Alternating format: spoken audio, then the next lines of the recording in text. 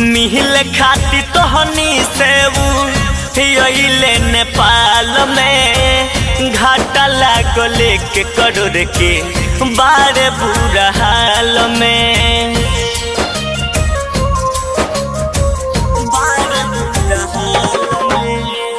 मिहिल खाती तोहनी से अइले नेपाल में घाटा लागो लेके करोड़ के बारे बुरा हाल में।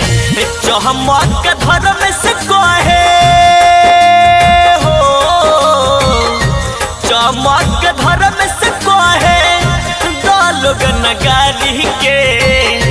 चमक धर्म से कहे दो लोग नगारी के। माफ कर दो पब्लिक लोग भैया खेसारी के। माफ कर दो जनता लोग भैया खेसारी के।